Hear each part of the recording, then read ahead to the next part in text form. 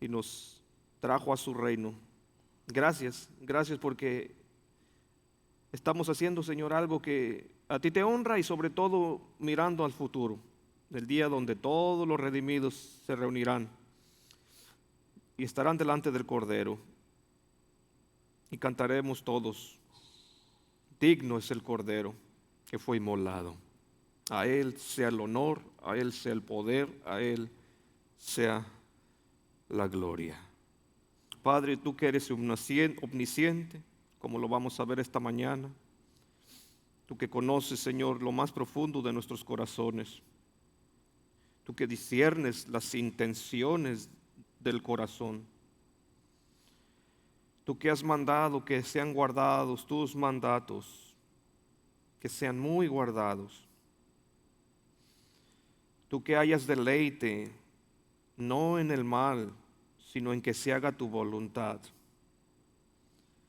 Sin embargo, Dios, reconocemos que el bien que tú nos mandas hacer, que el bien que tú quieres, que el bien que tú prescribes en tu palabra, eso no hacemos, Dios. Y que el mal que tú prohíbes, que el mal que tú condenas, en mi naturaleza caída, eso es lo que hago. Y pedimos perdón. Pedimos nos perdones cuando quebrantamos tus mandamientos por omisión y por comisión. Padre, enséñanos hoy día por medio de tu Espíritu Santo que nuestro mayor mal es ir en contra tuya, que nuestro mejor bien, nuestro mayor bien eres tú, Señor, es tu gloria. Perdona toda iniquidad y transgresión de tu pueblo y mía. Perdona todo mal obrar, todo aquello que hicimos sin fe en esta semana. Todo pensamiento, toda palabra, toda acción, Dios, que quedó corta de tus mandamientos, quedó corta de honrarte a ti. Límpianos con tu sangre preciosa. Haz centrarnos en razón, Señor, y mostrarnos que tu voluntad sea cada vez más amada por nuestros corazones. Que nuestros corazones se inclinen a hacer el bien, que ese sea nuestro mayor gozo, nuestro mayor deleite. De modo que seamos fortalecidos, Señor, para poder vencer el mal con el bien. Y no viceversa, dejarnos vencer por el mal. Enséñanos, Dios. Enséñanos a odiar lo que tú odias y amar lo que tú amas. Que nuestra alma, como hemos leído, se regocije en ti, Señor, en tu salvación. Esperamos tu perdón, tu redención. Seguimos aquí, Dios, pidiendo que tú intervengas. Gracias también, Señor, por estas ofrendas, por estos diezmos que se van a levantar. Rogamos, Dios, que tú pues bendigas este tiempo con tu pueblo, que también bendigas al dador alegre, y gracias por permitirnos dar para tu obra también. En el bendito nombre de Jesús. Amén y amén. Y mientras pasan las ofrendas, hermanos, pues le damos nuevamente la bienvenida a todos aquellos que nos visitan. Yo creo que ya todos son de casa, pero los que nos visitan por primera vez, sean bienvenidos todos a la casa del Señor. Estamos contentos que estén aquí con nosotros. Gracias por apartar de su tiempo y poder pasar este tiempo con nosotros. Y dicho y eso, hermanos, vamos a ir al versículo de este mes. El mes pasado estuvimos memorizando Isaías 53, versículos 5 al 6. Pero hoy nos toca Ezequiel 36, una bella promesa en Ezequiel 36, versículo 26 al 27.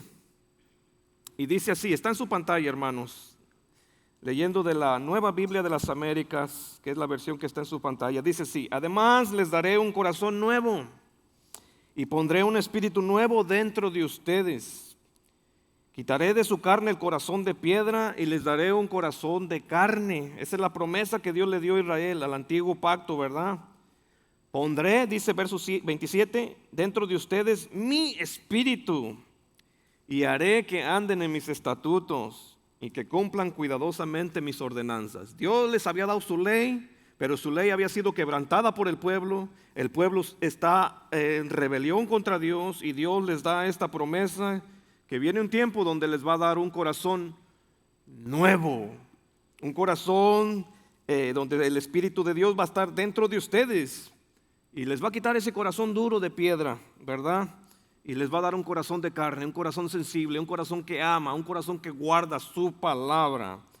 Y vean lo que dice, hermanos, qué promesa. Aquellos que estamos en Cristo, aquellos que tenemos el Espíritu de Dios, miren lo que dice la palabra: para que cumplan cuidadosamente mis ordenanzas. Lo que no podía hacer el pueblo, lo que no podíamos hacer antes, hoy Dios nos habilita por medio de su poder, de su Espíritu Santo, para hacerlo, hermanos. ¿Qué es? Amar su palabra, cumplir sus ordenanzas. En eso me conoceréis. Si me amáis, guardad mis mandamientos. Pero ¿cómo vamos a guardar sus mandamientos? Cuando el Señor ponga su Espíritu en nosotros y nos dé ese corazón nuevo, regenerado. Y si esto no sucede, nos vamos a quedar siempre cortos. No vamos a poder guardar sus mandamientos. No queremos guardar sus mandamientos. Vamos a quebrantarlos a cada mañana, a cada noche. Así que esta es una promesa tremenda para aquellos creyentes y hay que memorizarlo, hermanos. Tenemos 3 semanas más para memorizar este versículo. Dicho y eso, hermanos, si tienen sus Biblias por ahí, vamos a ir a Marcos. Vamos a continuar después de un descanso, un domingo de descansar de la exposición de Marcos. Vamos a continuar nuevamente en Marcos. Así que les invito a que vayan conmigo al capítulo 6.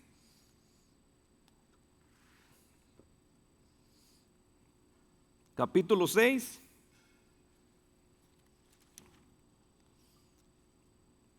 De Marcos. Y cuando lo tengan me indican con un amén y se pueden poner de pie por honor a la palabra del Señor.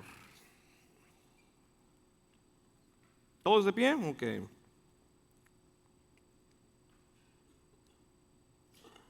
Muy bien.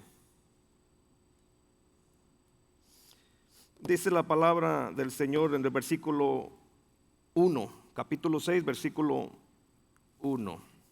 Jesús se marchó de allí y llegó a su pueblo y sus discípulos lo siguieron. Cuando llegó el día de reposo comenzó a enseñar en la sinagoga. Y muchos que escuchaban se asombraban diciendo: ¿dónde obtuvo tales cosas? ¿Y cuál es esta sabiduría que le ha sido dada? ¿Y estos milagros que hace con sus manos?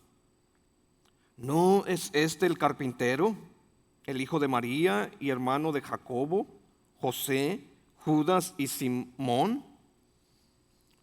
¿No están sus hermanas aquí con nosotros? Y se escandalizaban a causa de él. Y Jesús les dijo: no hay profeta sin honra sino en su propia tierra y entre sus parientes y en su casa. Y no pudo hacer allí ningún milagro, solo sanó unos pocos enfermos sobre los cuales puso sus manos. Estaba maravillado de la incredulidad de ellos. Dios bendiga su palabra. Pueden tomar asiento.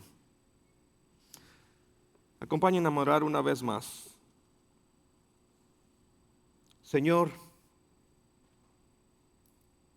encuéntranos con tu palabra.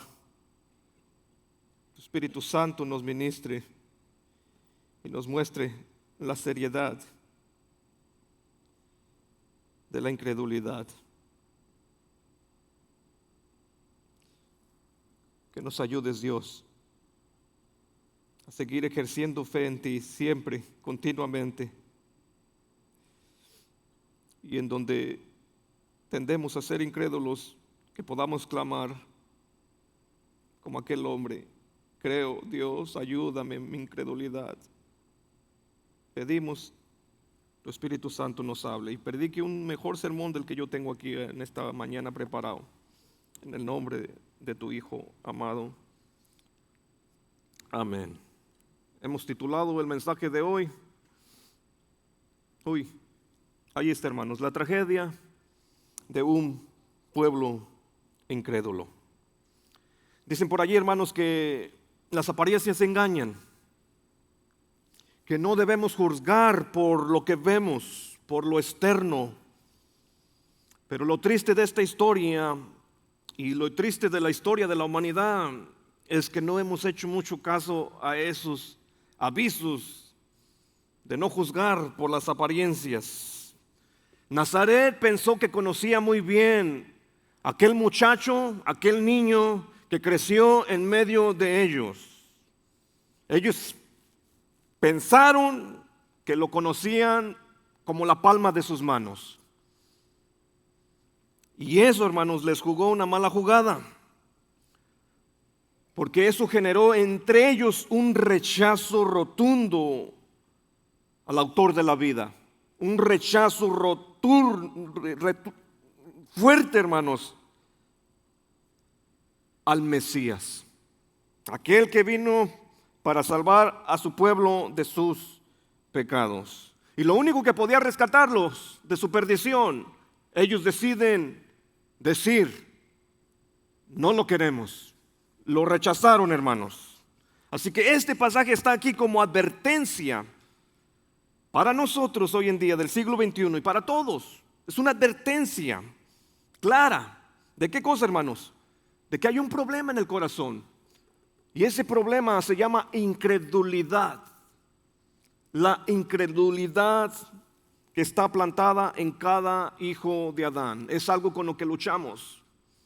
Es algo por lo que el Espíritu Santo inspiró esta porción para mostrarnos el grave problema, la tragedia que es tener un corazón incrédulo. Y de eso queremos hablar, hermanos.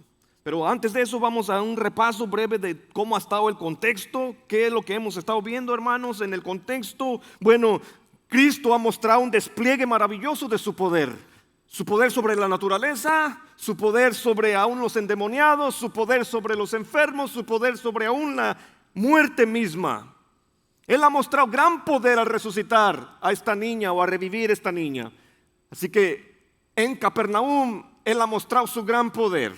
Ha mostrado quién es Él, el Mesías que tiene autoridad sobre todo. Pero también vimos, hermanos, que si el capítulo 5 nos habla de fe, este capítulo 6, hermanos, nos va a hablar de la falta de fe. Vimos la fe de Jairo, vimos la fe de esta mujer enferma. Ellos vinieron con fe a Jesús y Jesús desplegó su poder en medio de ellos o a favor de ellos.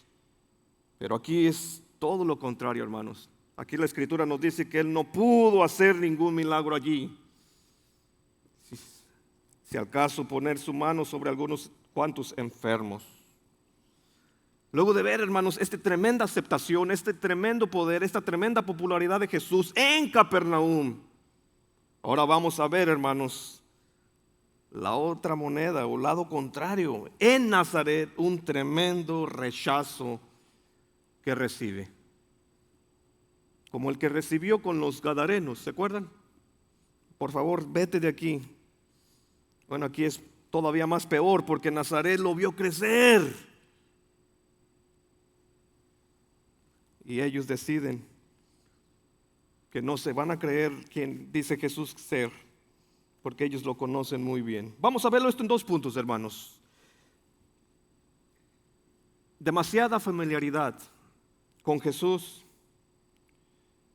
produjo desprecio. Y eso sigue sucediendo hoy en día mucho. Entre tú más pasas con alguien o más piensas conocer a alguien, más convives con él, llega un punto donde pierdes el interés.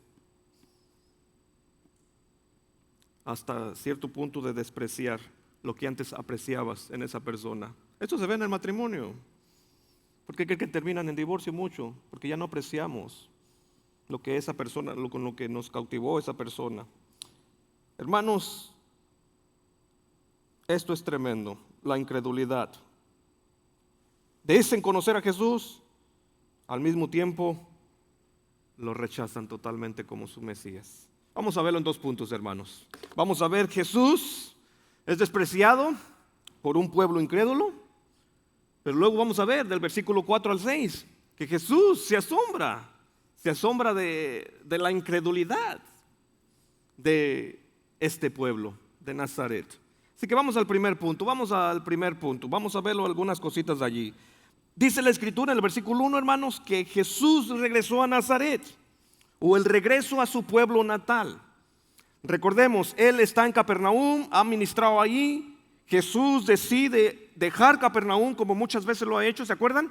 Él ha dejado muchas veces Capernaum, dice vayamos a otros lugares a predicar. Bueno, otra vez Él vuelve, hermanos, a dejar esta ciudad de Capernaum y se dirige hacia el sur, a su natal Nazaret.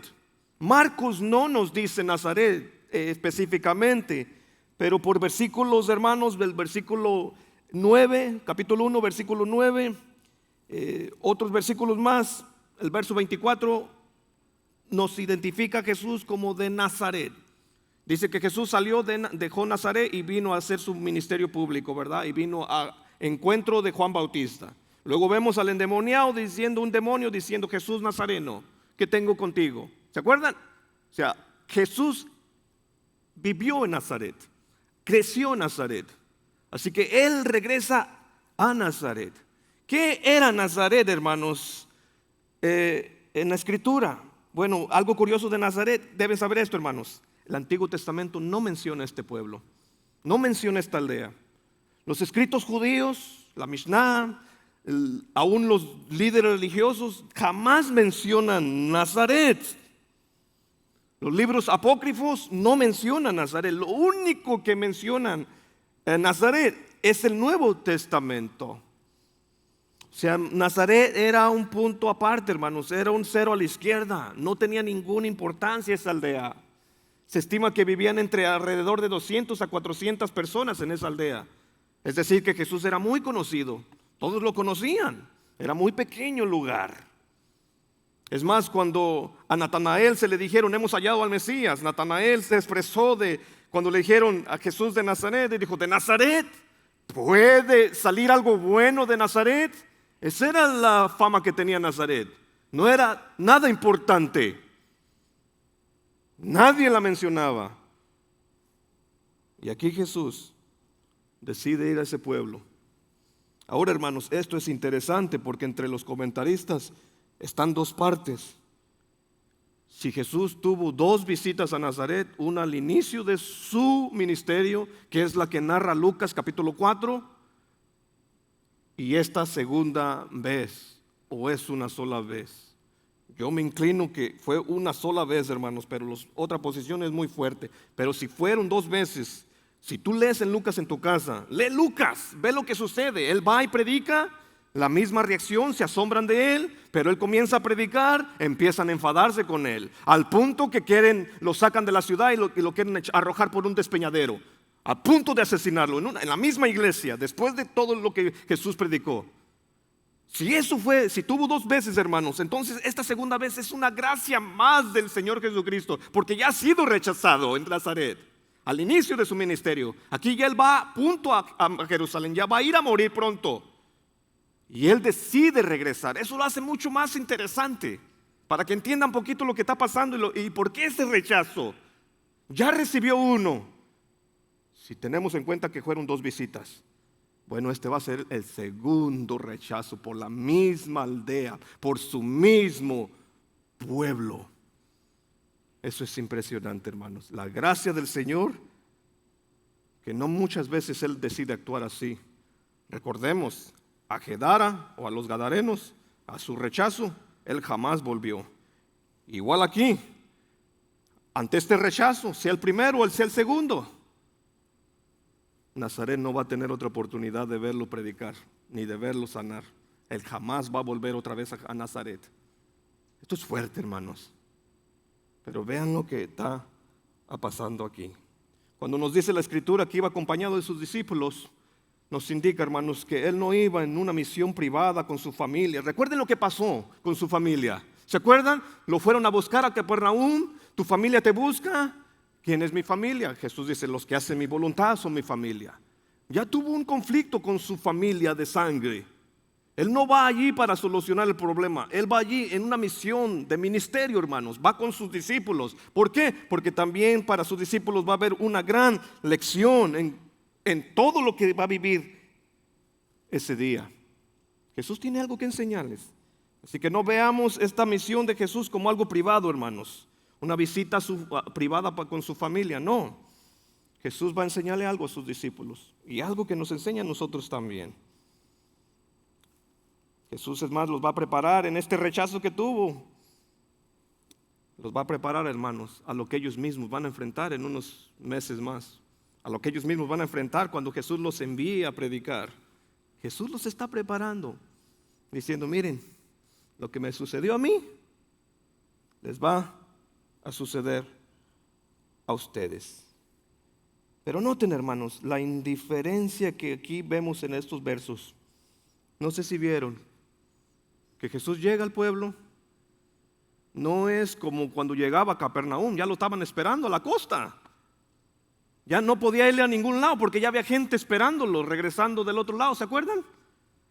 Cada vez que él regresaba a Capernaum había ya una multitud esperándolo. Aquí no es el caso. Aquí él parece que entra unos días antes y no sucede nada. No hubo nadie que lo esperara. No hubo nadie que lo aclamara. Estamos hablando de su pueblo. Hay indiferencia hacia él. No hay mucho interés en él. Llega el sábado, llega el día de reposo, hermanos. Parece que Jesús es muy conocido por ya es un respetado maestro. La gente lo conoce por sus enseñanzas. Así que el líder, el cargado de la sinagoga, le permite predicar en esa aldea, allí mismo en su pueblo. Así que él predicó enseñó, dice la Escritura, en su pueblo. ¿Y qué sucedió? Lo mismo que ya hemos visto que sucede cuando él entró en la sinagoga. ¿Qué sucede? La gente se asombra. ¿Se acuerdan en capítulo 1? Se asombraron de su autoridad, porque les enseñaba como alguien que tiene autoridad. El mismo verbo se encuentra aquí, hermanos, como asombrados, estaban atónitos. Otras versiones lo dicen como que se maravillaban. Cuando Jesús estaba allí se admiraban de él, hermanos, por el impacto, como él enseñaba. Pero aquí vemos en esta connotación, hermanos, en este verso, se asombraban, como dice la versión mía, un tono negativo. En capítulo 1 vemos afirmativo, se admiraron de su autoridad, porque les enseñaba, ellos jamás habían escuchado a alguien enseñar así. Pero aquí, hermanos, este asombro es más con tono negativo, porque en lo que sigue sucediendo, lo que va pasando, nos dice que su asombro no era de admiración por respeto a él, sino por las preguntas que hacen. Vemos que había un cierto tono de desprecio a él mismo, a Jesús. Porque vemos que termina diciéndonos que se escandalizaban a causa de él. Así que cuando ellos empezaron a escucharlo, se asombraron, esa fue su primera reacción, pero se terminaron escandalizando de él. Vamos a ver qué pasó. Porque al darse cuenta que Jesús, el que estaba enseñándoles ese sábado, era el que creció con ellos, era el que lo vieron hacer algunos de sus muebles,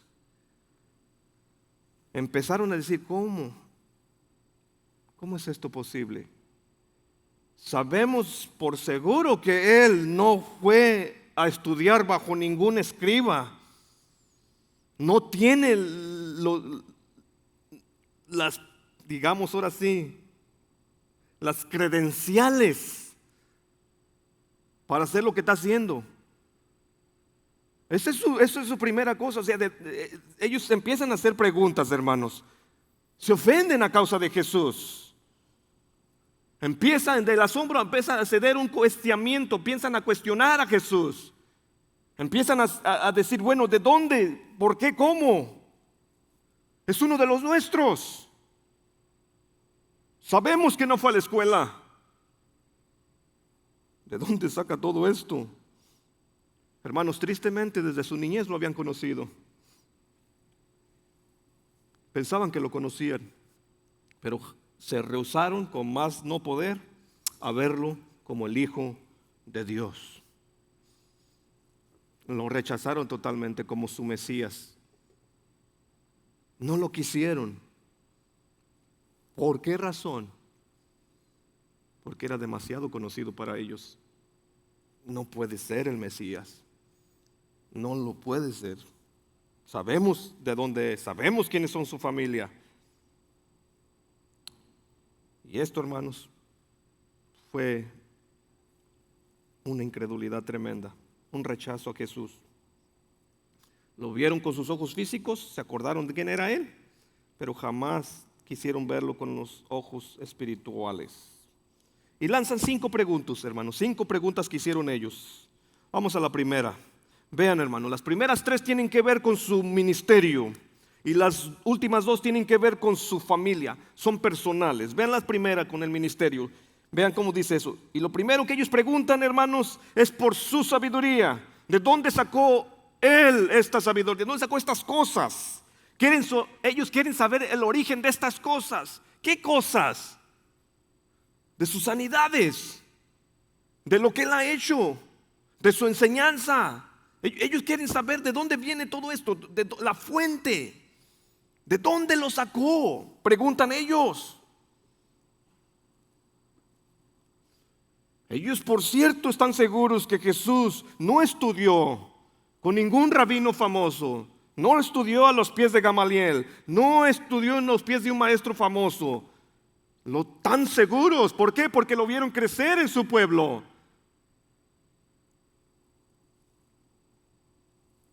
Ellos quieren saber la naturaleza de estas cosas, hermanos. Están en la sinagoga. Se dan cuenta que lo que este hombre está enseñando no es preparado, pero está mostrando una sabiduría tremenda, una autoridad tremenda. Y es quizás a eso a lo que no se quieren someter. Te conocemos, pero te rehusamos que tú seas el Mesías y que tú seas mejor que nosotros. Suele suceder mucho, hermanos, que de entre el pueblo, el más humilde, llega a ser el presidente, pero todo el pueblo que lo conoció vio su... No podemos aceptarte como presidente, como a ti. Ni fuiste a la escuela. Hubo un rechazo, hermanos. Hubo un rechazo hacia Jesús. Aceptaban. Noten, hermanos, que ellos no están cuestionando, o sea, su poder. Esto no está en duda. Lo que ellos quieren saber es de dónde viene, de dónde lo sacó. Porque está claro que por ser quien es, no, es imposible creer lo que Él está haciendo, lo que Él dice. Aceptaban las escrituras, hermanos, pero no aceptaron al Señor de las escrituras que estaba enfrente de ellos, allí mismo en esa hora. Y así somos muchas veces nosotros.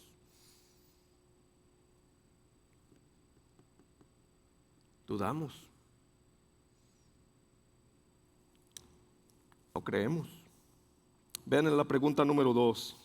¿Cuál es esta sabiduría que le ha sido dada? Es indudable que Jesús es un sabio maestro. No lo pueden negar, no lo pueden ocultar. Y no lo están ocultando ni lo están negando, pero quieren saber la fuente. Y para ellos la fuente no puede ser Dios. Para ellos está claro que no puede ser así, hermanos.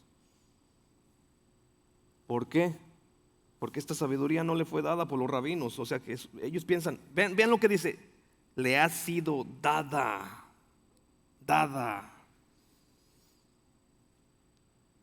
Reconocen, hermanos, ellos que es algo que se le dio, pero que esto que Jesús se le dio no es el fruto de estar bajo el estudio de los rabinos o aprendiendo de los rabinos, porque no es Jesús. Jesús no hizo esto. Así que los que tuvieron más problemas en aceptar esta sabiduría, hermanos, fueron los que mejor pensaban que lo conocían. Y como lo conocían también, dijeron, no viene de Dios esta sabiduría. Cuando la Escritura nos indica que cuando el Mesías vendría, vendría con espíritu de sabiduría y de poder. Esto estaba claro en las Escrituras. Él iba a hacer milagros. Lucas 4, Jesús se les identifica, dice: esto se ha cumplido hoy. Sanaré enfermos, daré libertad a los cautivos, porque esto es lo que vino a hacer el Mesías. Y tendrá espíritu de sabiduría. Pero ellos rehusaron todo esto, rehusaron creer esto, cuando las Escrituras eran claras. Sabio Dios, Dios poderoso. Isaías 9. Todo esto lo ignoraron, hermanos. Vean, ahora quieren saber, pregunta número 3. ¿Y estos milagros qué hace con sus manos? No lo habían conocido por hacer milagros, hermanos. No conocían así a Jesús, porque en su tiempo obviamente el Señor no hizo ningún milagro entrando en ellos. Cuando estaba entre ellos, esos aproximadamente 30 años que vivió con ellos, no lo conocieron por eso, por ser un obrador de milagros. Es más, tampoco sus familiares poseían estos poderes de hacer milagros. Así que la pregunta es: ¿de dónde los sacó? Y al no poder contestar esas preguntas, hermanos, de manera satisfactoria, ese asombro que tuvieron por Jesús al estar enseñando se tornó, hermanos, en sospecha. Empezaron a dudar de Él, o acerca de dónde viene todo esto. O sea que no lo validaron como Mesías, cuando todos sus milagros, todo lo que Él hacía, eran modo para que el pueblo se diera cuenta: este es el Mesías, porque la Escritura lo dijo, que esto haría el Mesías. Enseñaría con sabiduría, tendría poder. Pero nada de esto, hermanos. Ellos por venir de Nazaret dijeron: no puede venir, no puede hacer esto este joven. Así que no creyeron. Jesús, hermanos, en vez de ser sabiduría o en vez de traerles luz, les sirvió como tropiezo. Dice la Escritura que se escandalizaron de Él. Y por no poder contestar esas preguntas, vean ahora, siguen más preguntas. La cuarta pregunta, hermanos. Vean qué preguntan. Verso 3. ¿No es este el carpintero? ¿No es este el carpintero? ¿Por qué se la da hoy de Mesías, de rey? ¿Por qué exige que se le someta? ¿Por qué está con autoridad demandando que nos arrepintamos? ¿Quién es Él? ¿No es el carpintero nada más? ¿Qué autoridad cree que tiene? Ese es lo que están cuestionando. La autoridad de su Mesías. En Mateo 13, hermanos, 55, se nos dice más suave que era el hijo del carpintero. Pero aquí Marcos nos dice no, lo que pensaban en realidad. El carpintero. ¿Qué era un carpintero, hermanos? Bueno, la palabra original es tectón. Tectón básicamente es donde viene nuestra palabra al español arquitecto. ¿Han escuchado esa palabra? Ahí está la palabra al final, tecto. Ya sabemos lo que es un arquitecto. Básicamente, hermanos, Jesús, hermanos, era un hombre habilidoso con sus manos. Era un artesano. Trabajaba tanto con madera como con piedra. Era, si me permite la palabra, en nuestros días un albañil, un escultor. Era aquel que cuando se les quebraba el arado, iban a que él se los compusiera. Cuando necesitaban un yugo para los bueyes, él era el que se los armaba. Cuando el banco se quebraba, él era el que se los componía. Lo conocían muy bien. Era el carpintero. Y así se refieren con él. Ahora, en estas palabras, hermanos, aclaro que para la cultura judía este era un trabajo muy honorable. Los judíos honraban la labor manual. pero lo que eran romanos, a quien les escribió Marcos, lo que eran los griegos, no era tan bien visto. Y igual también quizás para los escribas religiosos que estudiaban y trabajaban con letras, vemos que en sus escritos, hermanos, ponen muy en alto a estos estudiosos, los reverenciaban, los respetaban, eran respetuosos en el pueblo, pero no, quizás no era el mismo respeto que tenía un carpintero, a un escriba, a un pastor. Así que aunque los judíos valoraban el trabajo, hermanos, en sus escritos se ve que daba más énfasis. O sea, no hubiera visto ningún problema si Jesús no hubiera sido un carpintero, hubiera sido un estudioso de las escrituras, sentándose bajo un rabino. No hubiera visto este problema de dónde saca estas, porque lo hubieran respetado. Pero por venir de un carpintero, hubo problemas. Hubo problemas. Y aquí está, hermanos, cierto tono de desprecio allí. ¿No es este el carpintero? Ni siquiera lo llaman por su nombre, sino el carpintero. ¿Quién se cree que es este carpintero para enseñar y demandar lo que está diciendo? Ese fue el problema, hermanos. Demasiada familiaridad con quién era Jesús les generó desprecio y rechazo hacia él. No quieren verlo como aquel que tiene autoridad sobre ellos. Pero va más allá. No solamente vean lo que sigue sucediendo, versículo 3. El hijo de María.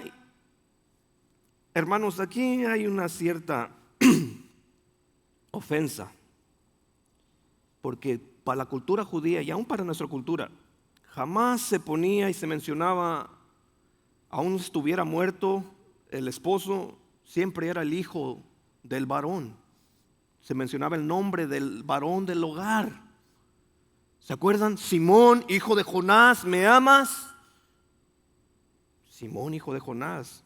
No menciona a la mamá, menciona al papá. Aquí se supone que el modo de proceder era el mismo, hijo de José. Pero no, ellos dicen hijo de María. ¿Por qué?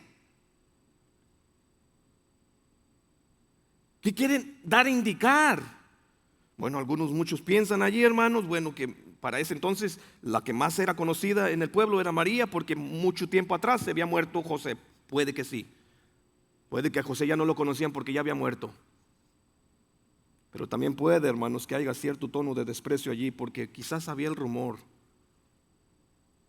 de que su embarazo era ilegítimo, o que era hijo ilegítimo de José. Una ofensa para Jesús, una ofensa para su madre, porque ¿qué estaban dando a entender? Que era ilegítimo, hijo de María.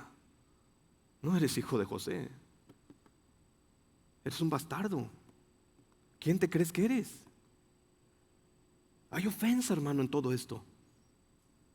Y esa va a ser la enseñanza. Tú lees los evangelios. ¿Qué le dijeron a Jesús los religiosos? Nosotros no somos hijos de adulterio. ¿Por qué citan eso a Jesús? ¿Por qué le dicen que no fueron hijos de fornicación? Porque esa era la creencia que se tenía acerca de él. ¿A poco le vamos a creer que fue concebido del Espíritu Santo? No lo creyeron, hermanos. Es una ofensa, es un rechazo rotundo. Y aquí está, hermanos, sabemos más por lo que ellos están preguntando de la familia de Jesús. Y nos damos cuenta que tenía hermanos, que tenía un hermano que se llamaba Jacob, José, Judas, Simón, todos nombres judíos, 2 nombres de los patriarcas, otros 2 nombres de gente famosa, religiosa, líderes nacionales. Nos indica que tanto la familia de Jesús estaba muy esperanzados en la esperanza de un Mesías. ¿Cuántos sabían que Jesús tuvo más hermanos? ¿Cuántos sabían que Jesús no quedó virgen después de concebir a Jesús? ¿Cuántos lo sabían? No son sus primos. No son hijos de José, sino que José y María tuvieron relaciones como cualquier familia y criaron familia, hermanos. Es más, no solamente tuvo hermanos, tuvo también hermanas. Y sus hermanas están con nosotros. Y noten, hermanos, finalmente se escandalizaban de él, a causa de él. El pueblo se escandalizó por el origen de Jesús. Encontraron sumamente difícil creer que uno que había salido en medio de ellos fuera el Mesías. Se negaron a creerlo, hermanos. En su opinión, era nada más y nada menos que el hijo de María, y era un carpintero, un artesano, ordinario como cualquier otro. ¿Qué está pasando? Su conocimiento físico de lo que saben de Jesús les previno tener mejor conocimiento espiritual de quién era Él en verdad. Lo conocieron en la carne, pero jamás nunca en realidad quién era Él. Y aquí hay una aplicación, hermanos. La familiaridad produce desprecio. Tengamos cuidado que no nos sucede a nosotros. Tengamos cuidado que demasiado tiempo en la iglesia, demasiado pasamos, tenemos 15 años, 30 años, 25 años de congregarnos en una congregación, sé todo acerca de Dios, sé todo acerca del Espíritu Santo. Por eso es que ya no vengo los miércoles, porque ya sé demasiado y no creo que puedan enseñarme más. Desprecio las enseñanzas los miércoles, porque no las necesito. Ten cuidado de que mucha conocimiento, mucha presencia de la iglesia, mucha presencia de la Biblia, termines tú ignorando de lo que trata. En realidad, demasiada familiaridad, hermanos, produce eso, que despreciemos las cosas de Dios, y peor aún, a la persona de Dios. Pensar que lo sabemos todo y que lo conocemos todo, que ya no nos pueden enseñar más. Eso previno a este pueblo. Creer que ya sabían mucho de Jesús les cerró las puertas, hermanos. Se cerraron ellos mismos las puertas. Eso puede sucedernos. Tengamos cuidado. Igual también una lección para los discípulos, como se mencioné. ¿Qué va a pasar con los discípulos? Jesús los va a enviar a predicar.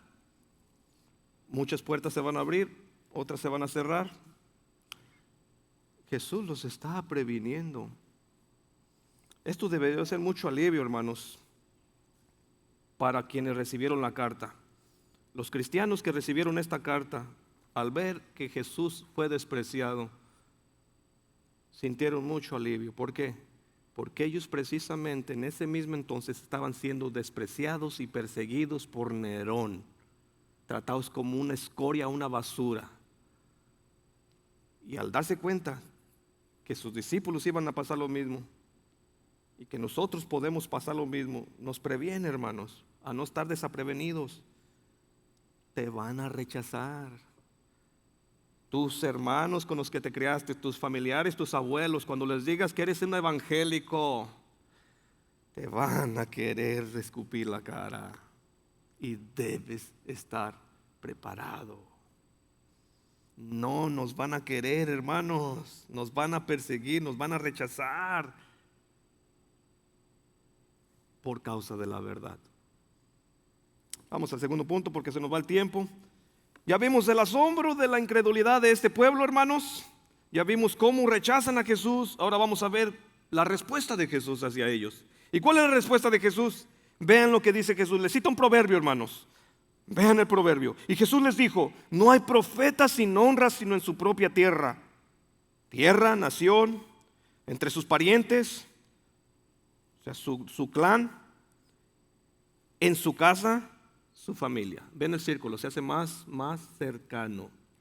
Jesús dice: en otros lugares hay honra para el profeta, pero entre los más cercanos a él es sin honra.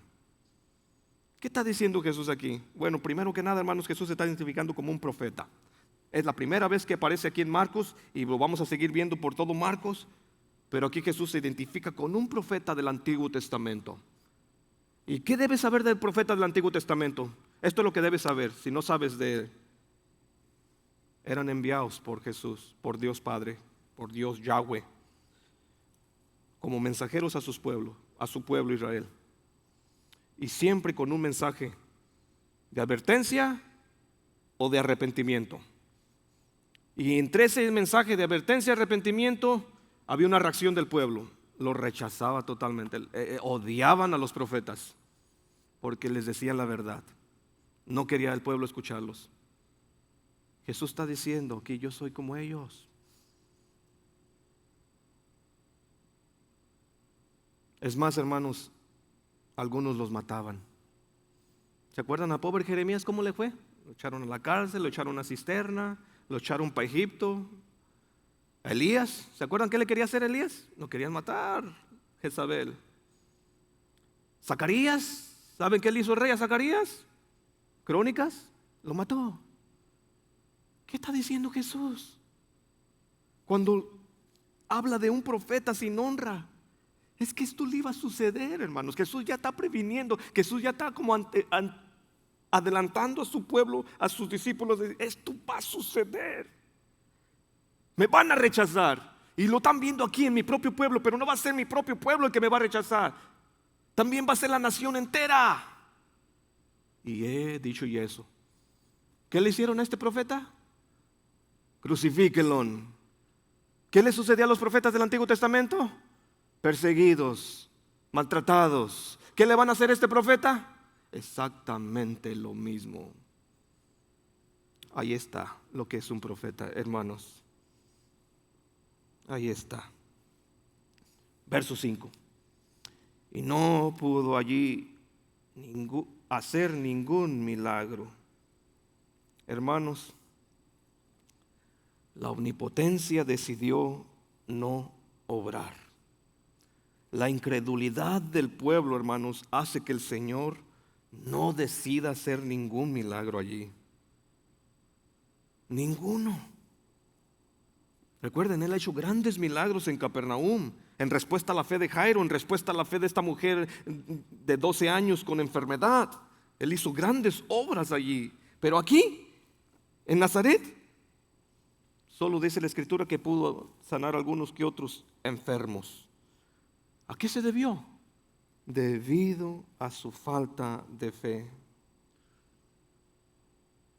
Así que Jesús, hermanos, no hizo nada allí por su incredulidad, porque Él no quiso hacer ningún milagro allí. Él se negó a hacer algo allí. ¿Por qué? Por su corazón, por su condición. Así que Nazaret se cerró la puerta de ver al Señor Jesucristo realizar obra ahí. Esto es triste, hermanos.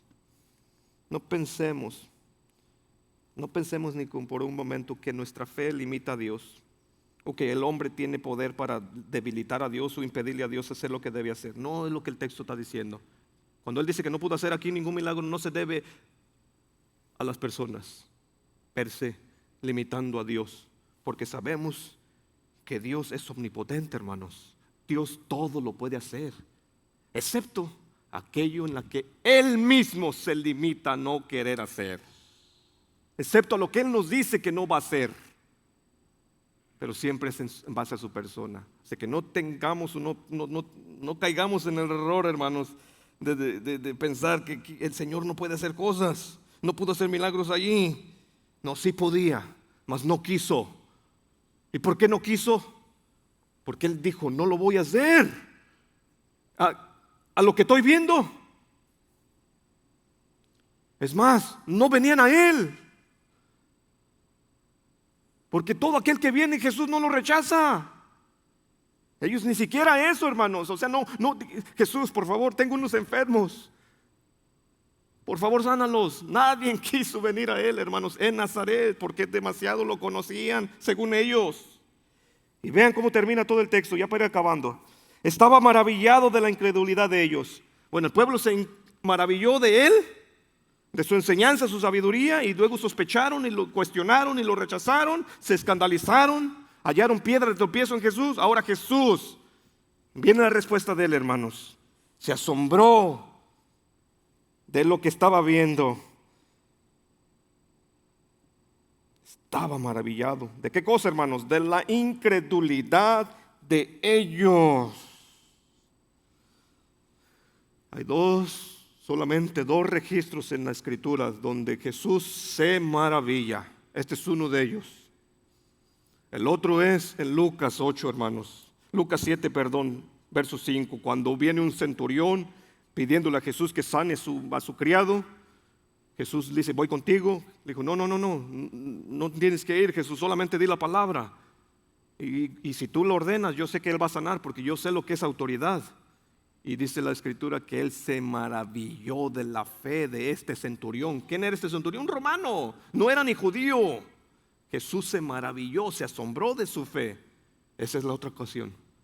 Y aquí vemos que también se maravilla, hermanos, no tanto de la fe, sino de que no había nada de fe, que había incredulidad. Que había incredulidad. Y con esto vamos sacando algunas conclusiones y aplicaciones. Hermanos, si tú estás en la fe,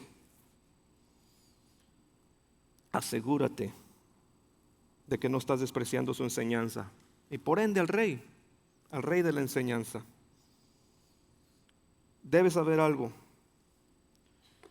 Hebreos 11:6 nos dice que sin fe es imposible agradar a Dios. No puedes agradar al Señor sin fe. El Señor demanda esto de nosotros, que confiemos y dependemos de Él como Jairo.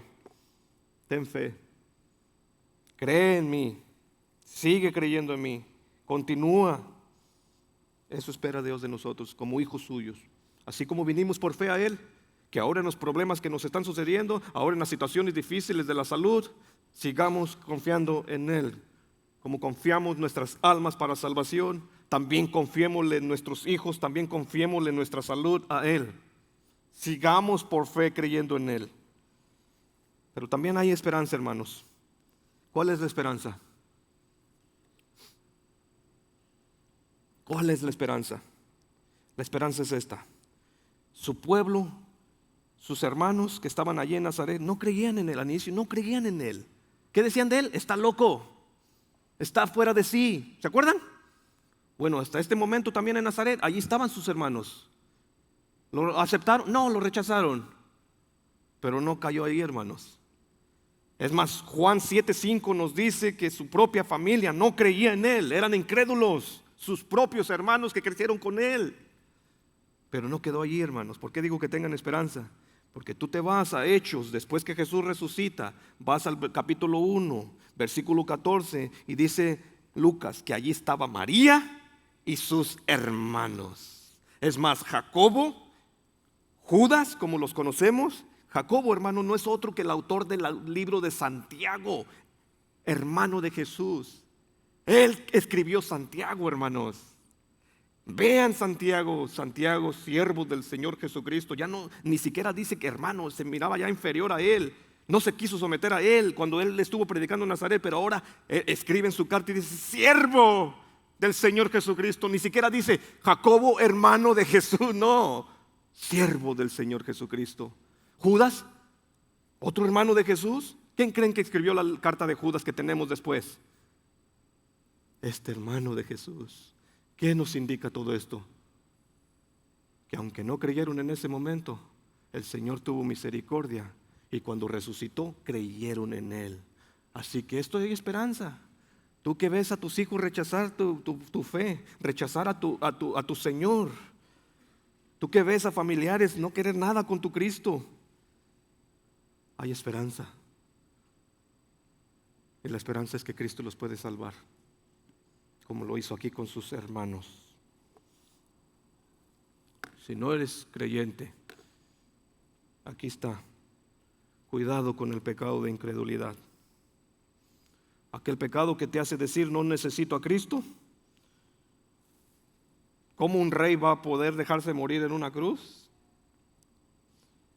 Se me hace demasiado loco eso. El rey del universo y no pudo vencer a los romanos. No pudo bajarse de esa cruz. A ese que tú llamas Dios, que se dejó morir.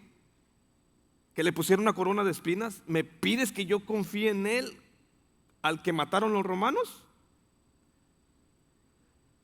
Es piedra de tropiezo. Demasiada familiaridad con el Señor te lleva a rechazarlo. Cuidado con eso, hermanos. Cuidado, amigo, amiga. Él es el Rey. Es quien dice ser. Quizás tu problema no es porque sea haberse dejado muerto, sino el problema realmente es que Él demanda que le obedezcas. Y ese es nuestro problema. No queremos a alguien que nos diga qué hacer. No es por falta de información, no es por falta de evidencia. Ellos tenían toda la evidencia enfrente de ellos. No era ignorancia, era cosa del corazón. Rechazaron a Jesús y ese es el problema nuestro hoy en día. No es que no tengan demasiada, es que no sé si existió, no sé si de verdad existió un hombre que se llamaba Jesús y murió, no lo sé. No es falta, la Biblia es clara, la historia es clara. El problema es rechazo, incredulidad. Concluimos.